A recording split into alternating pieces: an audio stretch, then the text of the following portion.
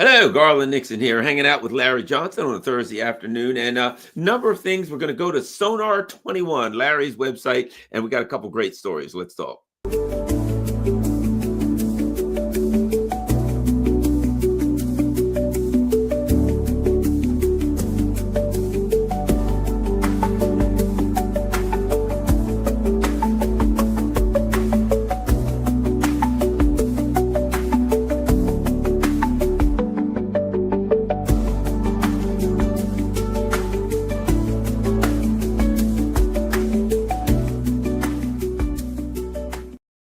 Hello, Garland Nixon with Larry Johnson. And oh my gosh, there's a lot going on. It's been a really big week. And what we're going to do is we're going to try to hit the main things. So how's it going, Larry? I am well. Thanks for having me, brother.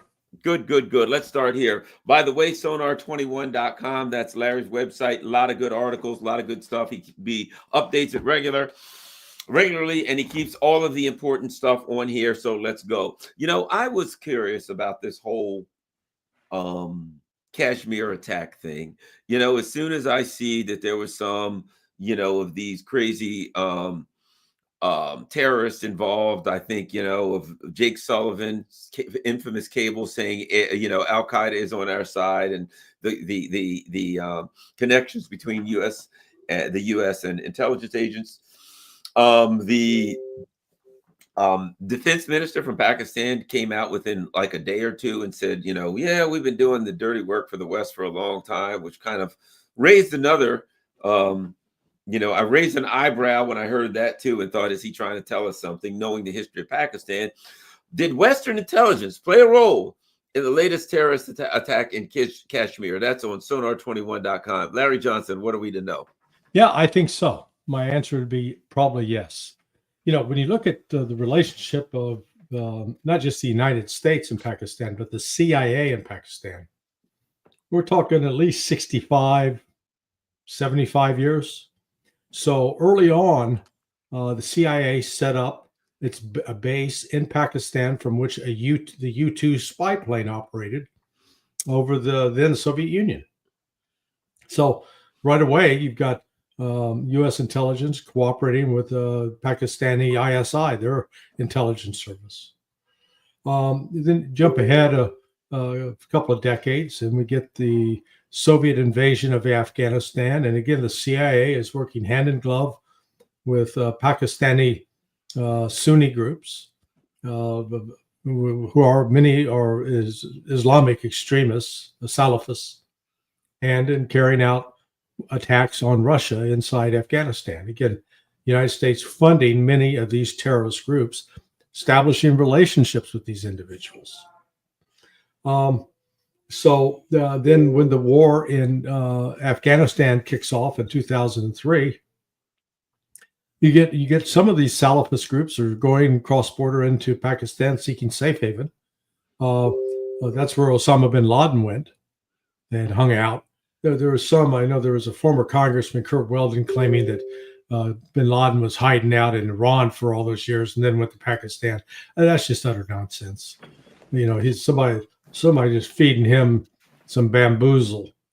But all along, the United States has had a relationship with ISI. Now, at the same time, ISI has been conducting espionage activities in the United States. They had, for example, 4 individuals, the leader of which was a guy named Awan, who controlled and ran the DNC server. Yes, I remember him. And then it was uncovered that the same crew also had a number of members of Congress controlled their computer accounts. And what's interesting is they get prosecuted but never really serve time, and they get low. Well, that's because they were also FBI informants. Very, very complicated game. Personally, I think that it was ISI that was involved with the murder of Seth Rich, because when they learned that Seth Rich had siphoned off many of the files to WikiLeaks, the Pakistanis were really worried that this operation with Awan was going to get exposed, which it did. Actually, it did get exposed. Came out in August of 2016. So all this is just to go say there's a long history of U.S. CIA relations with the Pakistanis. And then if I came out and said, well, I think that the U.S. intelligence was involved with this attack in Kashmir, people say, Johnson, you're just speculating. Well, you know what?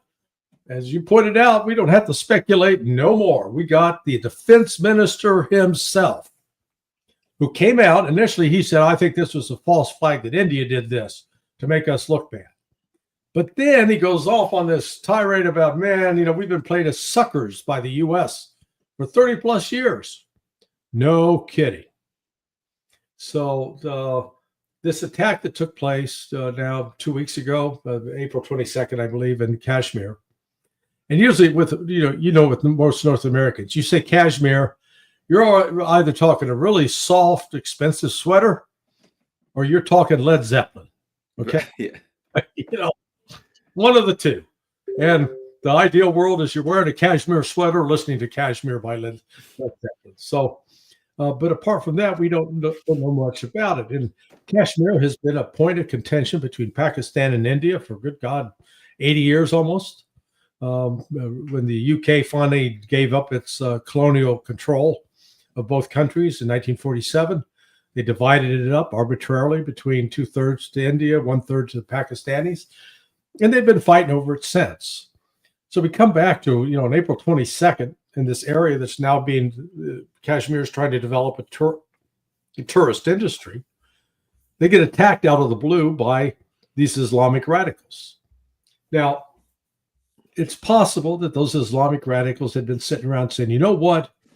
We want to make sure we destroy any possibility of them ever using Kashmir for tourist industry, so we're going to launch an attack. That's possible. And people say, well, why would Western intelligence want to do such a thing? Well, one, such an attack has created this tension between India and Pakistan normally has had closer ties with China. So this creates some tension with China. And then India and China are both members of BRICS, and this is a way to help disrupt BRICS as well. I can see actually a lot more strategic reasons to get behind and launch this kind of attack. When it comes to these kinds of international affairs, the CIA is a lot like Conrad Dobler. You remember Conrad Dobler, that offensive lineman in the NFL? He was notorious for getting people to fight. He looked at a guy on his left and said, do you hear what this guy called your mother? And did you hear what he said about your sister? And get him fighting, he'd step back. That's the United States. We're out there we're not trying to make peace and bring people together. By God, if we can set a house on fire and get someone else to blame for it, we'll do it. So that's what's going on with this whole dust up right now. It's interesting you bring up, I covered that whole, I think, what's the guy's name? Awan or Imran Awan or something Imran like Awan. Yeah, because that was really weird. He had like other family members that were involved. And then when everything went down, the Democrats were trying to hide. It was weird because he had access to everything, to the Democratic Party servers. He had access to computers also that they had on Capitol Hill. Right. Then he had like family members who were involved in it, ghost employees who were getting paid that didn't work there. And then like he had family members, he suddenly disappeared. And I think his wife or somebody showed up at the airport trying to leave the country with like $50,000 in cash or something. It was like totally messed up. And as I recall, Debbie Wasserman Schultz was like trying to hide everything. Yeah, absolutely. And I knew actually the woman who was the inspector general for the House of Representatives who brought the case.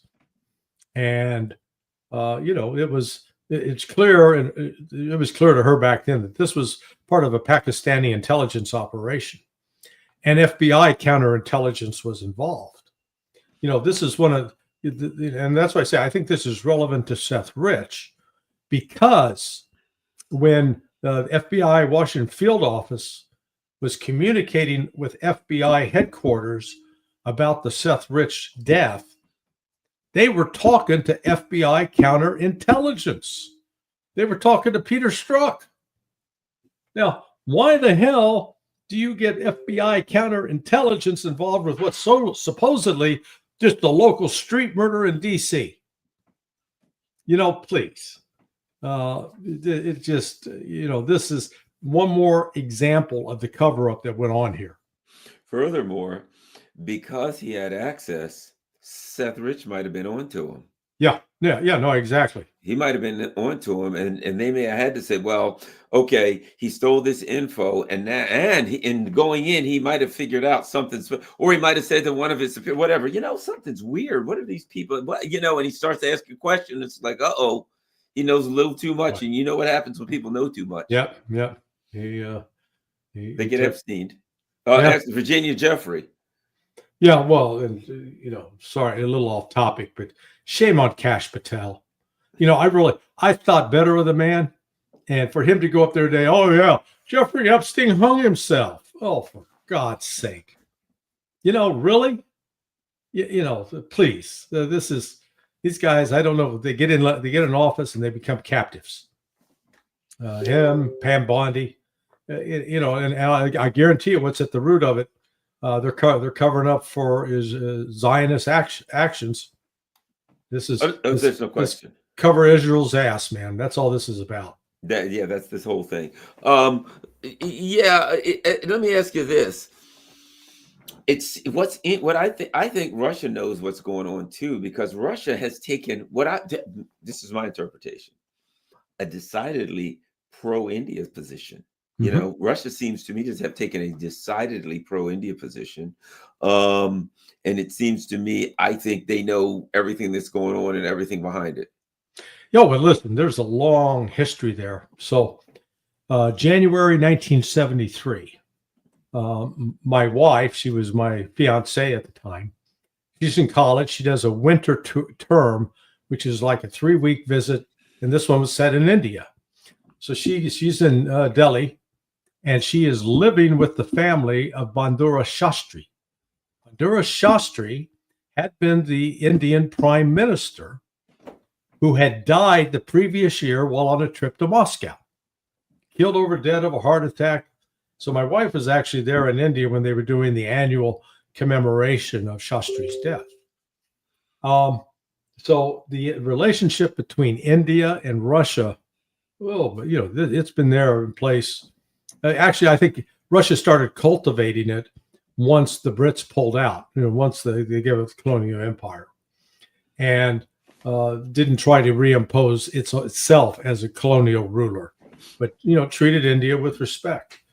So the other dimension, though, here is I think Russia and the Chinese understand that this is a deliberate effort by the West to try to destroy BRICS. And in the article you referenced that I wrote yesterday, I go back and review why Putin is so sensitive to this. Well, what most people have forgotten or haven't put together is that how 1999 was a pivotal year. And pivotal first on March 12th is when Bill Clinton brought in 3 new NATO members, violating James Baker's promise that NATO would not go one step east. He brought in Poland, Hungary, and the Czech Republic. That outraged Russia, but Boris Yeltsin, too drunk, too old, who knows what, too weak, didn't push back. Then 2 weeks after that, on March 24th, the United States, through NATO, launches a full bombing assault on Serbia. Serbia was seen as a Russian ally. I mean, if this wasn't giving the finger to the Russians, I don't know what was. This was just saying, hey, you can't do a thing to us. You're weak. And so Russia had to sort of sit there and grimace and take it. Then on August 7th, the second Chechen war starts. Chechens or Islamic radicals, or a group of Islamic radicals, attacked into Dagestan, and this started a 10-year war that was extremely costly to the Russians in terms of civilian casualties. Almost as many, I think, total as more died at the hands of these terrorists than died in 9/11 in the United States. And so that was on August 7th. Well, on August 9th, ta-da, who appears on scene? Vladimir Putin, for the first time, is named as acting prime minister by Yeltsin. And then 4 months later, December 31st of 1999, Yeltsin resigns unexpectedly, naming Putin as president. And I believe they did this for a reason. The Russians realized they were under attack by the West. They were expanding NATO. They were attacking its allies. And now they had launched and were funding a direct attack into Russia, all for the purpose of destroying and weakening Russia.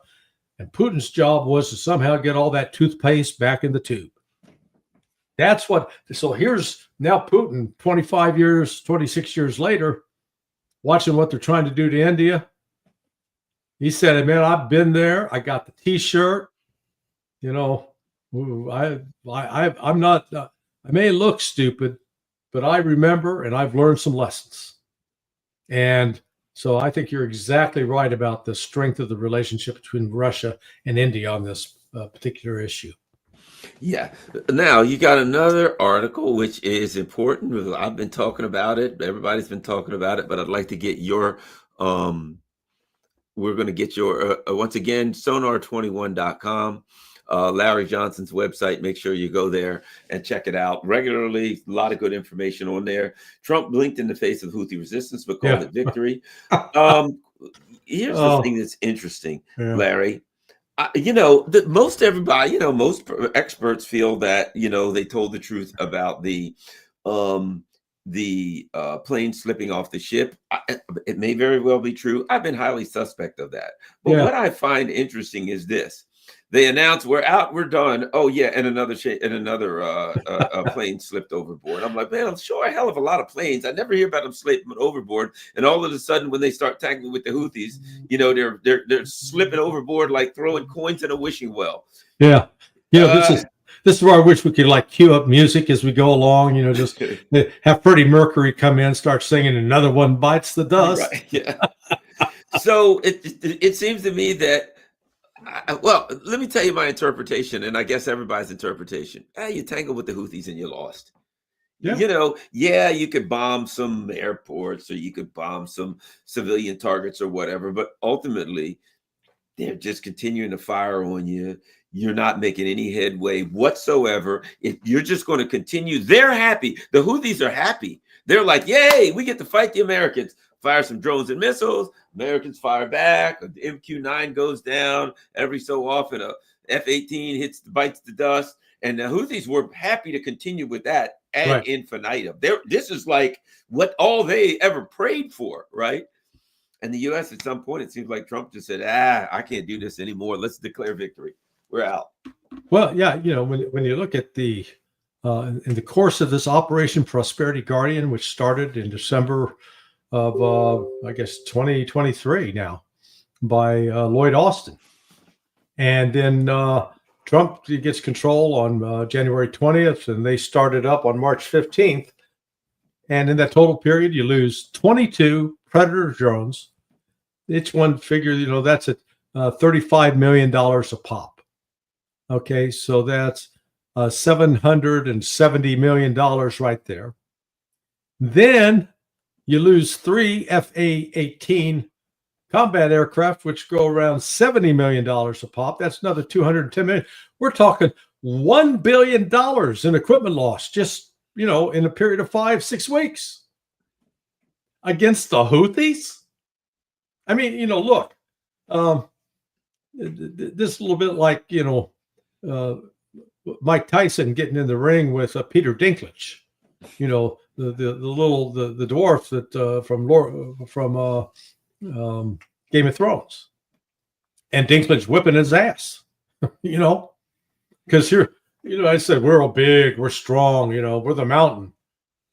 Well, turns out that we were more of a molehill than a mountain, because all of our efforts to defeat the Houthis failed. And so now the story comes out. What was really going on? Well, Donald Trump had a trip to Saudi Arabia.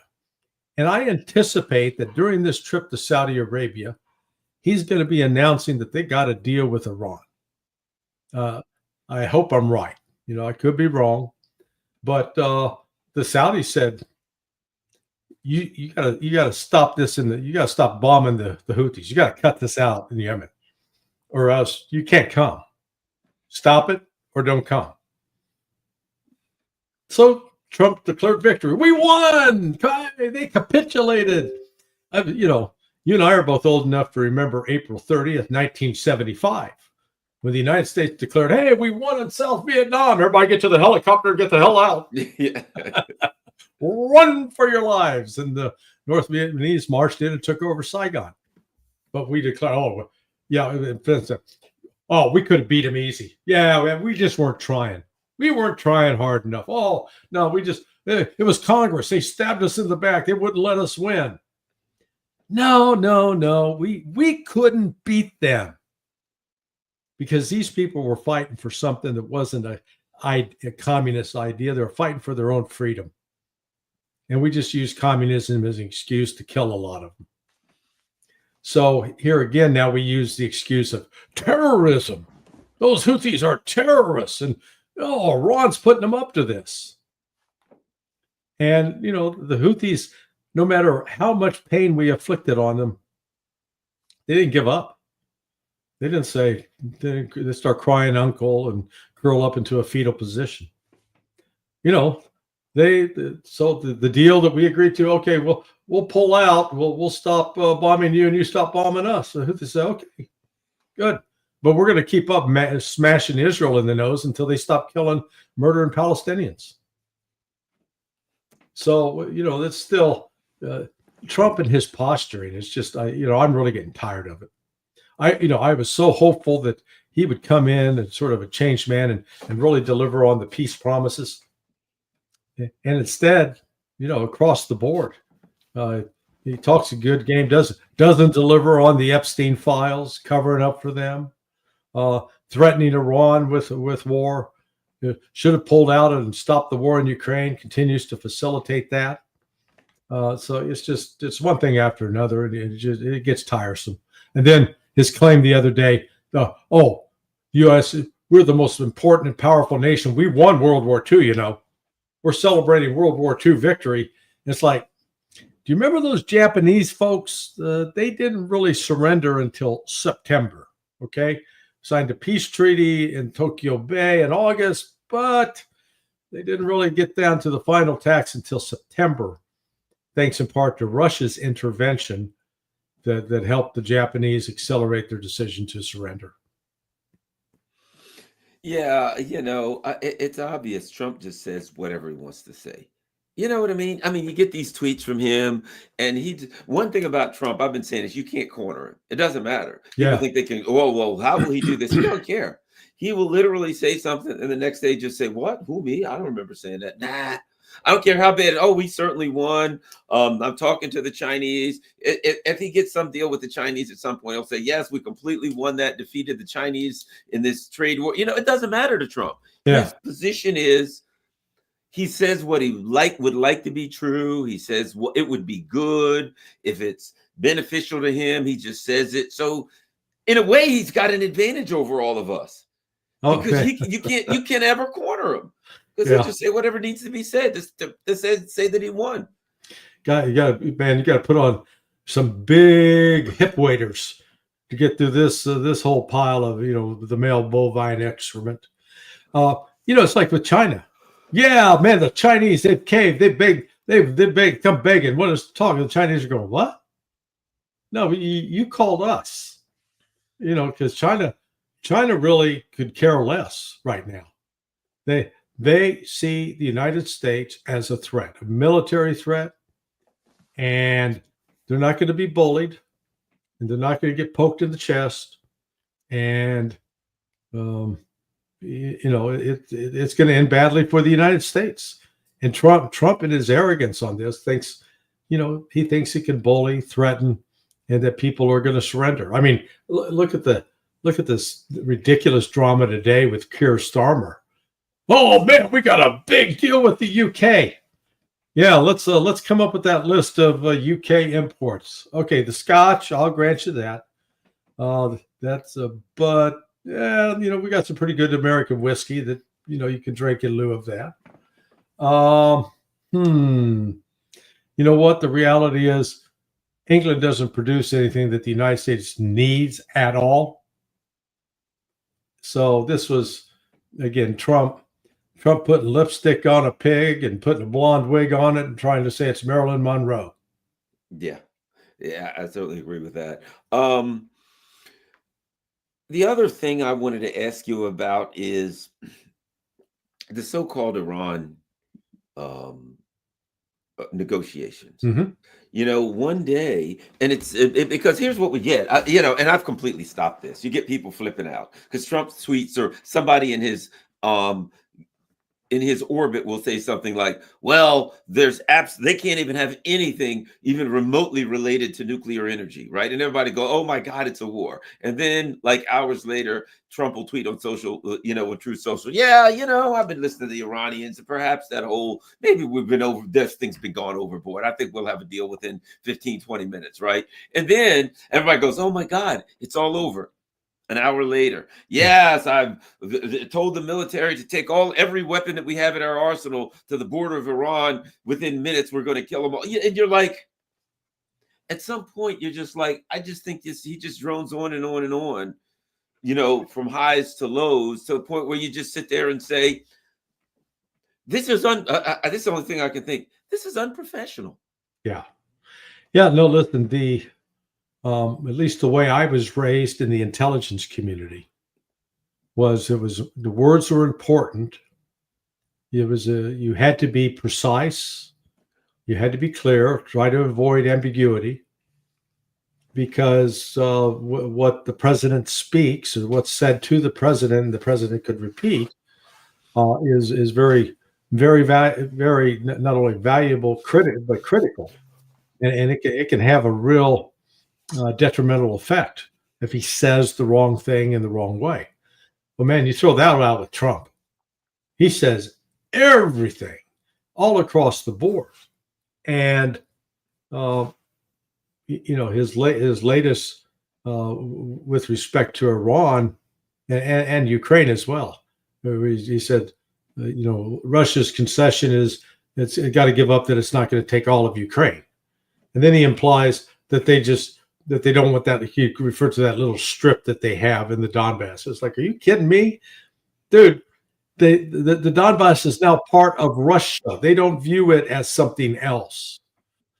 And, with respect to Iran, I do think there's a deal in the works, because the Omanis who are the chief mediators between the United States and Iran, also mediated between the Houthis and Trump's team to get Trump to stop the bombing in Yemen and pull out of the Persian Gulf, declare victory and leave, and all as part of a broader agreement to get Iran, where Trump's going to say, see, we forced Iran to stop its nuclear program. How can you force someone to stop something they haven't started, something they aren't doing? Now, I know there are a few analysts out there.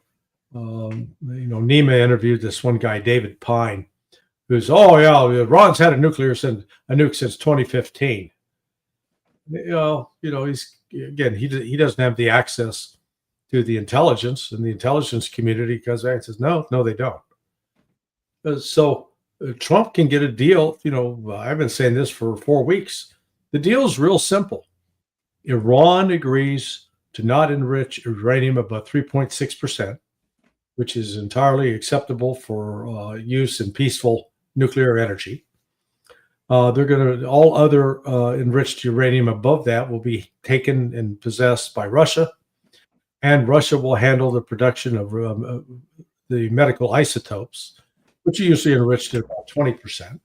Those will be shipped back to Iran. Iran will allow for full open inspection of all facilities. There won't be anything hidden and off limits to IAEA. And they'll look to both Russia and China as additional guarantors in this. Now, Trump may want to say, well, you got to give up your missiles, and Iran's going to say, no, not doing that. Well, you got to stop supporting Hamas, Hezbollah, and the Houthis. No, not going to do that. Here's the deal. we won't build a nuke. That's what you wanted anyway. So we'll find out if Trump will take the victory or walk away from it. You know, there's a big problem with that. And here's the problem: the dysfunctional empire. Here's what I mean. You know, a while back, a month or so ago, they had a grain deal with the Russians of some type. Mm-hmm. And they said, okay, and it involves, you've got to drop a bunch of sanctions. And the U.S. said to Europe, great, we got a grain deal, but we dropped the sanctions. And Europeans, look, we'll never drop the sanctions against Russia. As long as we live, we're never dropping sanctions against Russia. I don't care what happens. Okay. The Iranians are going to require compliance on all sides. Mm-hmm. And they've already said, look, you got to drop sanctions. We're willing to do what you want, but you got to drop some sanctions here, pal. And all involved, me, you, and everybody else will look at it and say, well, that's fair enough. You got to give, you got to take. What are you doing? What are you sanctioning them for? You're sanctioning them for your claimed, alleged weapons program that your own intelligence says they don't have, but okay. So the Iranians say, okay, we're going to sign right here. Here's our signature. The second you drop the sanctions, we go. And everything kicks in. And Trump comes back and says, this is great. I got a deal, everybody. And we're going to need to drop the sanctions. And everybody inside the Beltway is going to go, no, we'll never drop sanctions against Iran, ever, under any circumstances. But I got a deal and I agreed with it. And we got to drop sanctions. And all the neocons, because dropping sanctions is something they never do. Sanctions only go one way. You put sanctions on, I don't care what deal. So in a way, just like Ukraine, Trump can get a deal with the Russians, but he can't get a deal with Ukraine or the Europeans. Trump can get a deal with the Iranians. No, they're very reasonable people, and they want to move forward. But he's never going to get a deal with those lunatics inside the Beltway. Yeah, well, in fact, you know, Trump, I forget which product he was talking about preventing. Oh, nuclear technology. Any U.S. nuclear technology? No, we're no longer going to export that. We're going to keep control of it. Oh, that's brilliant. You know why that's brilliant? Because that means those other countries are going to go, oh, look around for alternatives. Who's got alternative technology to sell them? That would be Russia. China to a lesser extent. But Russia and China, sure, got you covered, brother. I mean, how stupid can he be? I mean, Trump is like doubling down on, you know, Dumb and Dumber. You know, they'll make a remake of that movie Dumb and Dumber and add Dumbest, Dumb, Dumber, and Dumbest. You know, and so have Donald Trump make a guest appearance throughout, because the tariff thing's blowing up in his face. He's having to back down with China, which was the entire purpose of this in the first place. He refuses to get out of Ukraine and is losing in Ukraine, and the victory is going to go to Russia. He got embarrassed by the Houthis, but you know, a bunch of sandal wearing, long, curvy knife guys who, man, they are tenacious. I mean, you gotta give those folks. I mean, that's incredible. Yeah, and they were not frightened or intimidated. You know, it's just like they stood up to punch back, and after a while, I mean, we got tired of taking shots to the crotch. Oh, it hurts, you know. Let's get out, get away. So Trump on the foreign policy front has just been a mess, a complete mess. And I think here's the thing about it: he needs a win bad. Yeah. And one thing I'll say about Trump, he understands that dynamic. You know, he being an entertainer kind of guy, he understands, you know, Marjorie Taylor Greene is putting out tweets saying, what the hell are you doing? We didn't vote for a war with Iran, which I'm glad to see her do that. Yeah, good work.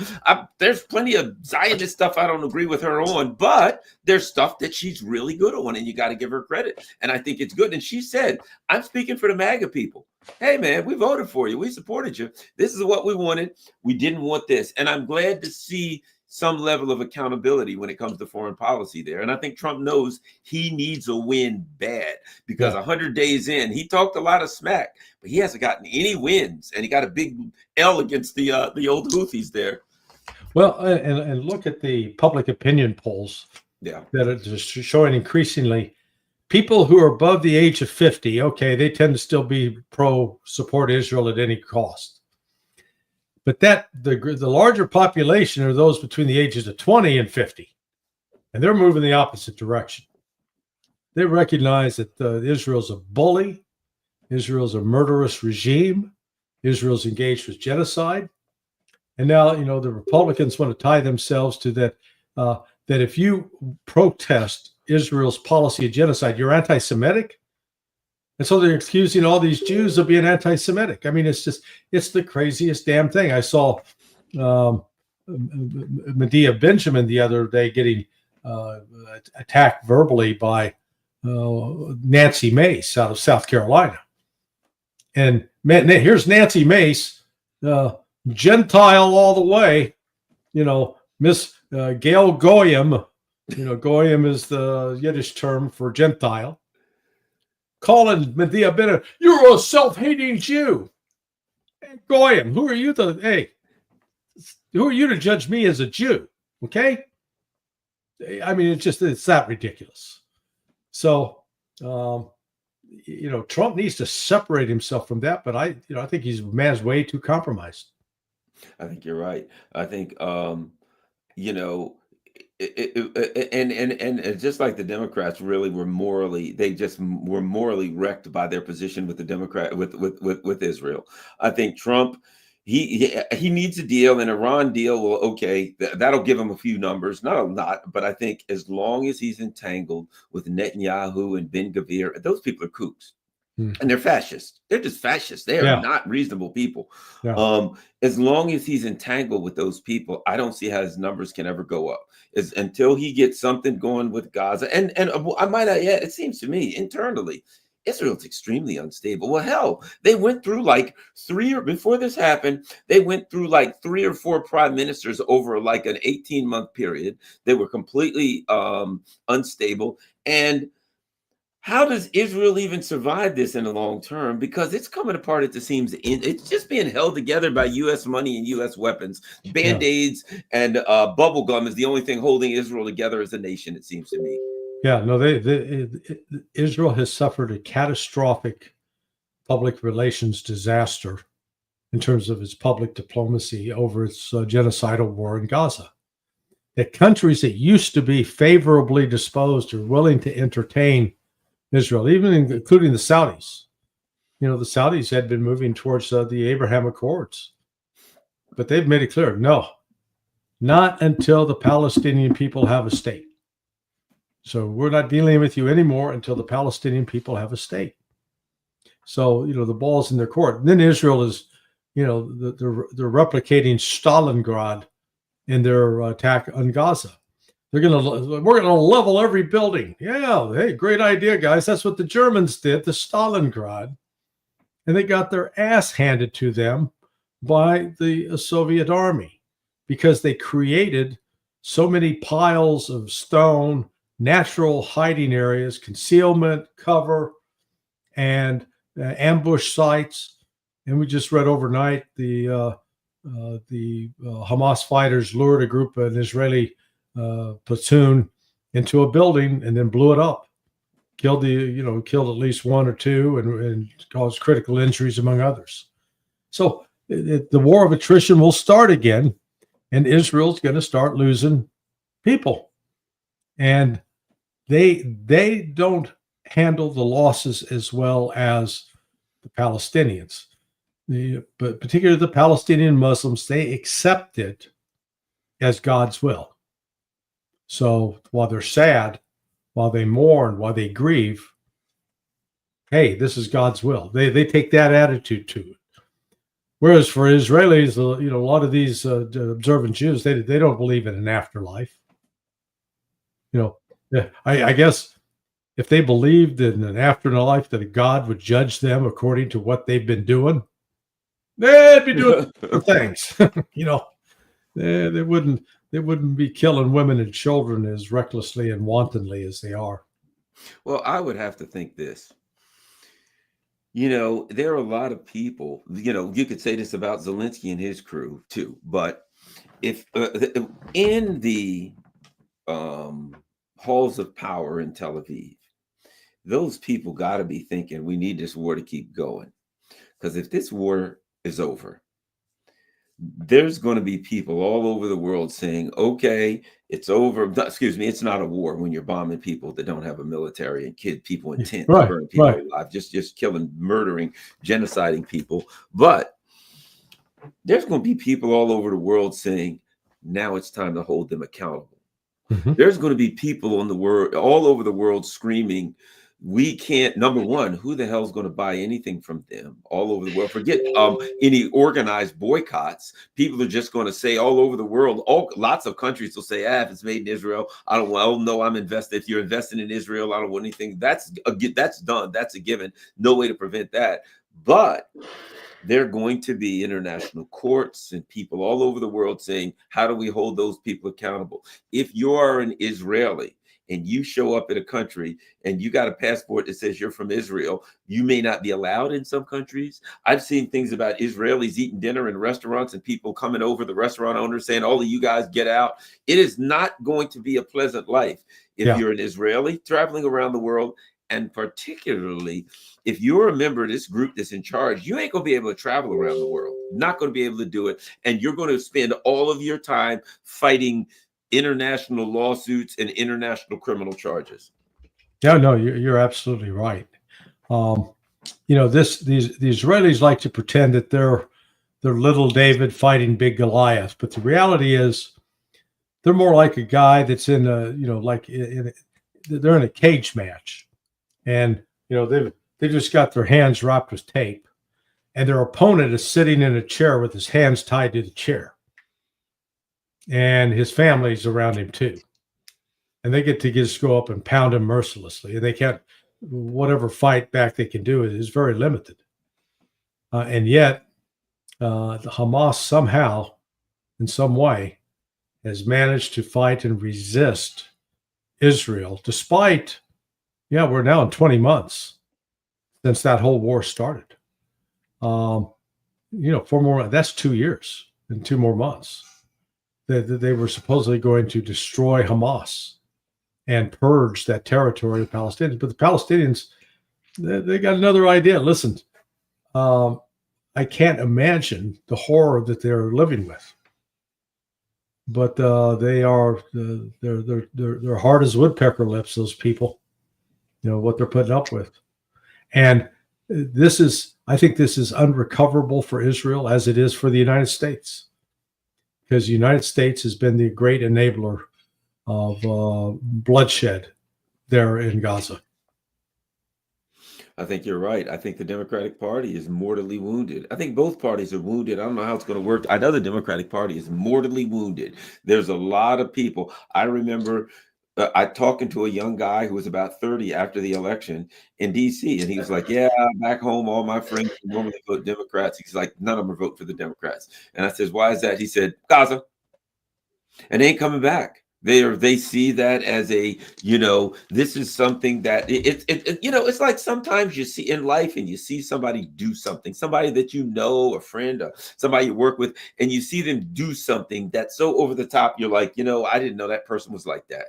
I got to cut them loose. I didn't know. You see him steal something or just do something of moral, an instance of moral turpitude, and you're like, I can't hang around people that do that kind of stuff, and you cut them loose. And I think the Democratic Party, a lot of, particularly their younger generation, they ain't coming back for this. This is going to have a profound political effect in the United States, I think. Well, it's the same. I think it's partly what happened to the Republicans, who, after the Civil War, for a while they rode high as sort of, hey, we're the protectorate of Black Americans. But then when the mistreatment of Black Americans throughout the South in particular persisted, and it really came to a point after World War II. I look back on that generation of Black men that fought in World War II, that put up with that level of prejudice, that level of, it was obscene how they were treated. And they didn't grab a gun and start shooting people, Yeah. They demonstrated a maturity and wisdom and control that was just, it's almost miraculous. But their children watched and said, no, we're not putting up with this anymore. And throughout that, the Republicans, it wasn't the Republicans that integrated the military. It was Harry Truman. And I mean, Harry Truman comes out, his grandma, man, she was some racist old lady, boy. She used the N-word liberally. She was a Confederate sympathizer. And in spite of that, Truman still did the right thing. And the Democrats profited from that. But here we stand now, 50 years after the civil rights movement really sort of came to its pinnacle. And Democrats are covering for the genocide of Palestinians.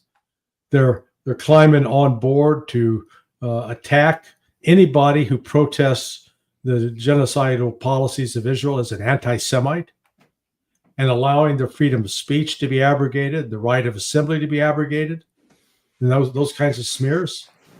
So yeah, both parties are discrediting themselves. I mean, Trump, the Republicans, but the Democrats too. So the opening is there for a third party, because I think there's going to be a lot of MAGA people. Ultimately, they're going to abandon Trump. The more he fails to keep his promises, the more he covers up for Jeffrey Epstein, the more he covers up for the lies that he promised to expose. Yeah, people are waiting, Look, during all of the stuff, COVID came from Wuhan, or Epstein didn't kill himself. Now they're saying he did, whatever, those kinds of things. Look, people heard that stuff before Trump came in. They want something on paper. Yeah. You know what I mean? They're like, okay, you're in there and you said you're going to look into that stuff and you're going to give us some real documentation so we can say we don't have to guess anymore. What do we know about this stuff? And, if Fauci did whatever, great. Give us some documentation on what Fauci did. That's what they want. Give them the documentation. Good, bad, right, wrong, or indifferent. What they want is they want to see the paperwork and documentation. JFK, RFK, all of this stuff. The promises were there, and there's a problem when you make people these kind of promises and don't come through. Yeah. No, you and I both remember, when George H.W. Bush, read my lips, no new taxes. They haven't got new taxes, and people are going, hey, you lied. People shouldn't be so shocked that politicians lie, but still, they expect him not to be that blatant about it, be a little more smooth, What about, okay, let's talk about your thoughts on what's happening in Moscow. A couple of things together. Number one, you got Zelensky throwing some drones. He's always looking like a lunatic, throwing some drones at Moscow, throwing some missiles or something here and there, trying to disrupt that with all the leaders from all over the world, making himself look like a lunatic. But you've got the so-called mineral deal, and you got Putin and Xi and all these world leaders. I thought Putin was and the Russians were isolated. They don't look so isolated to me. Yeah, this has been, again, another utter failure in U.S. policy. And here's, Trump again had an opportunity to sort of set things right with Vladimir Putin. Over the last couple of weeks, Trump's been singing this song about, I call it his Butterfly McQueen moment. You remember the actress from Gone with the Wind, who is a young girl. I don't know nothing about birthing no babies, Miss Scarlett. Well, that's Donald Trump. He's Butterfly McQueen now with orange hair and slightly older, because I don't know nothing about this war in Ukraine. Except, when I went back and did research on U.S. NATO military exercises and then looked at what happened to the size of the Ukrainian army, during Donald Trump's first term, he quadrupled the size of that Ukrainian army. The exercises that were carried out while Donald Trump was president were offensive exercises emphasizing things like amphibious warfare, anti-submarine warfare, and cyber warfare on Russia. And his Pentagon authorized the flight of B-52 bombers along the Crimean coast. Now, if Russia had done anything like that to us on our coast, I mean, we'd view it as a declaration of war. So the Trump is as responsible for that. And then he's the one that claimed, well, Obama just gave him blankets. I gave him weapons, javelins. I wouldn't be so proud of that, you know? Yeah, you've given them javelins to kill Russians. At least Obama could say, I just wanted to make sure they could keep their people warm, you know? But no, you've engaged with lethal aid. To own it. Take responsibility for it. And now, at the time, when all he has to do is say, hey, our intelligence, we're turning that off. Starlink, turning that off. All of the intelligence sharing, it's done. Troops out of there. You're getting no more aid. Bring this to an end now. He could do that. He doesn't do that. So he continues to think that, I can play the neutral mediator. Good Lord, man. You know, you're like trying to play the hostage negotiator with a rapist when you were in there raping the woman before that rapist got there. Okay? I mean, it's just the same thing. It's just like, buy a clue. And, the Russians, they're going to try to find, let's call it a modus vivendi with the United States. They'd much prefer that they can have cordial relations with us. But, this is like the breakup you've had with, you thought was going to be your wife, but turned out you were a wife beater. and so, but, you've gone to therapy. And so now she's convinced you're no longer a wife beater, but she ain't getting back with you. No. And Russia's the same attitude towards the United. We're not getting back with you. We can meet to have dinner. We can have some social gatherings, but there's no more romance here. We're turning to the east. We're going with the Chinese and the global south. We're going with the Indians. We're going with people that actually appreciate us and aren't trying to figure out what they can steal from us, like you. And Trump and company haven't caught on to that message yet. They still think we're slick enough. We fooled these Russians so many times. We're gonna bamboozle them again, and they're just gonna do what we want. No, that ain't gonna happen. Yeah, they're just going to play along with this. I don't blame the Russians. As long as you want to talk, they'll talk. As long as you want to meander around some so-called deal. And what do you think of the latest? I'm not even going to, I want to get your comments. JD Vance says, the Russians, I think they're asking for too much. Yeah. Hey, they've made it clear what they wanted since June 14th, was it, 2024, when Putin spoke to the senior diplomats at the foreign ministry. So, okay, JD Vance thinks it's too much. Doesn't matter.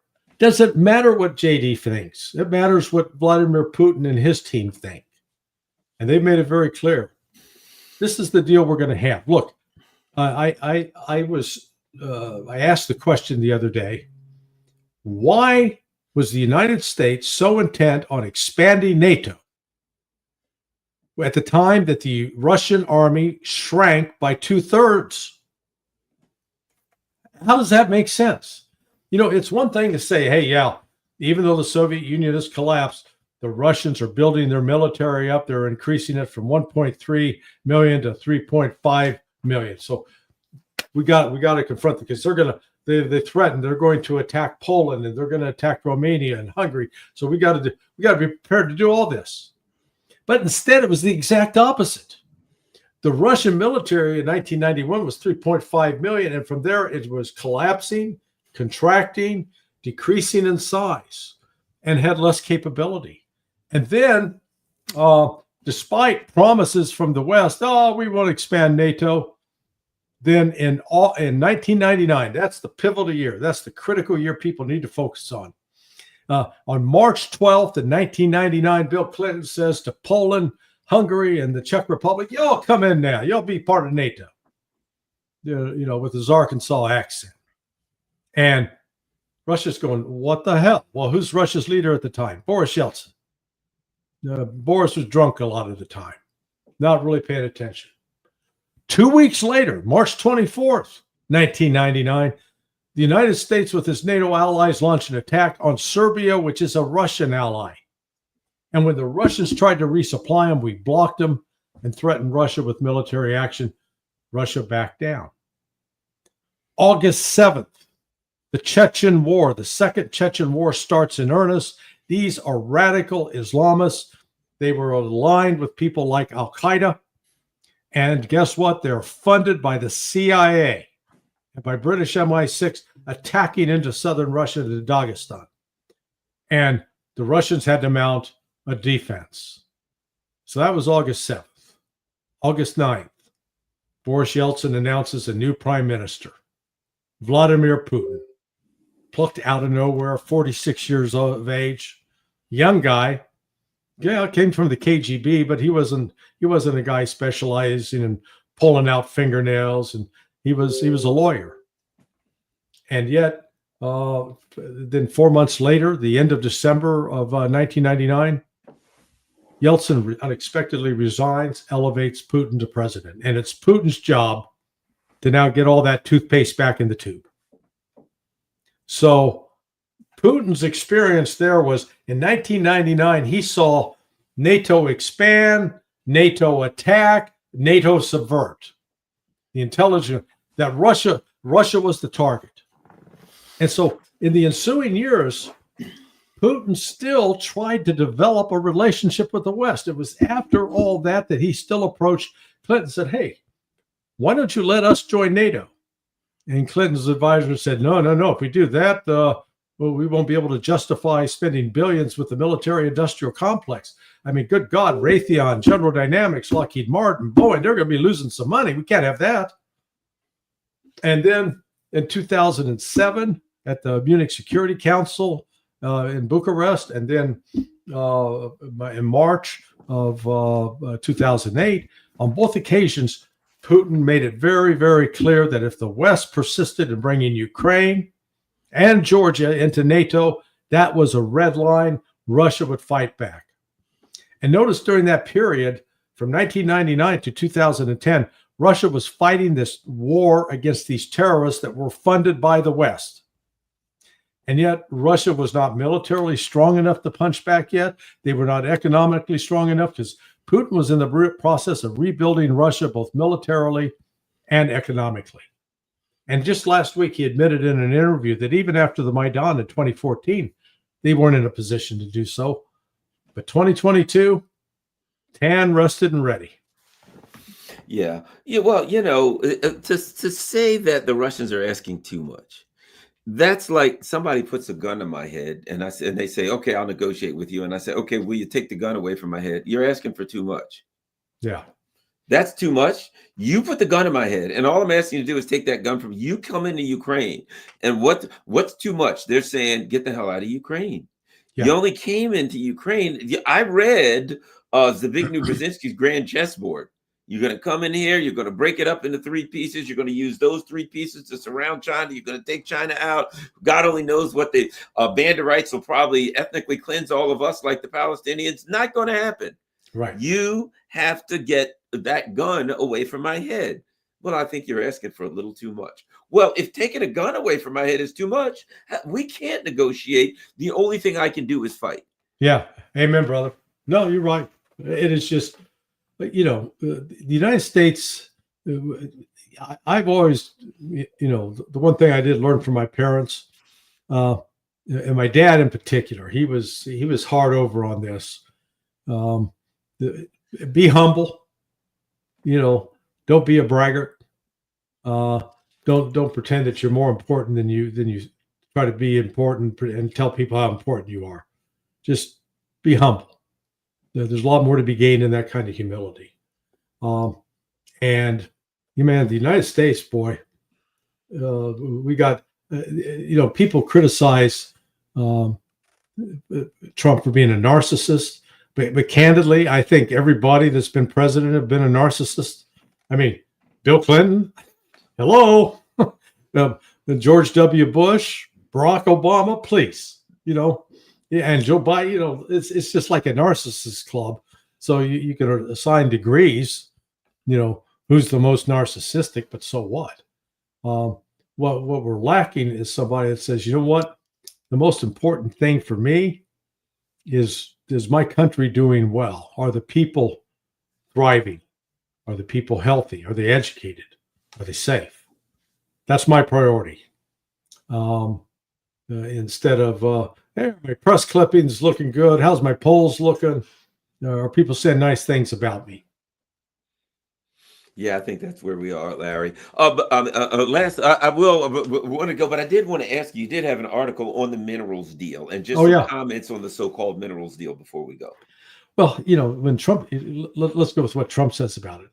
Oh, yeah, well, they got all these rare earths, and we're okay. Time out. We got rare earths here in the United States. 45 minutes from me is a place called the Mosaic Mining Company. They got all these, they dig into the earth, I think they're getting out gypsum, and then they got all these tailings, they're called, the piles of what they've dug out of the ground. All those are filled with rare earth minerals. The rare earth minerals are there. The problem is the processing.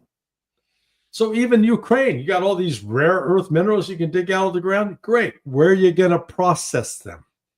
The number one processor in the world of rare earth minerals is China. Well, and so we decided to pick a fight with China. So who's the one who can actually process those rare earth minerals? Now we're not going to get access to them, and we need them, or we can't produce critical military equipment. So this entire agreement apparently was to try to persuade the Ukrainians, oh, we got your back. But having our back in this situation is not necessarily a comfortable thing, because God knows what we're doing behind their back, or what we can do to their back. Stab them in the back, for example. So this is again, I think I call it a sham agreement. It's not going to mean anything in the long term or even in the short term. It's irrelevant, because the actual rare earth minerals, the mineral deals that are to be had in Ukraine, are under the control of Russia. And the United States' refusal to accept or listen to what the Russian proposals are to settle this thing means that the Russians are going to continue to roll forward. They're going to probably take control of Dnipropetrovsk before the end of July, it looks like, which is a whole nother oblast. They're making their moves, and it's just going to get more and more obvious. And the truth is, Trump knows it. Yeah. He even said, hey, if you don't get you're going to lose your whole country. I think the likes of a Tulsi Gabbard and maybe some other people around him and said, look, this is the reality you're facing. Yeah. A lot of people don't think Trump knows the truth. I believe he does. Every now and then it'll leak. Every now and then he'll say something that'll leak that he knows the truth. But he infested his administration with neocons, and it is what it is. All right, so let me show everybody here the most important thing, and that is, you got to remember this. Sonar 21. You wonder how a lot of us kind of know what's happening, know what's going on, and we're hip to all the important things. Well, this is an important way. Sonar21.com. That's Larry's website. Look at that. He's got all kinds of great articles about stuff. You can click more. You got more articles here. Over here, you can subscribe. There you go.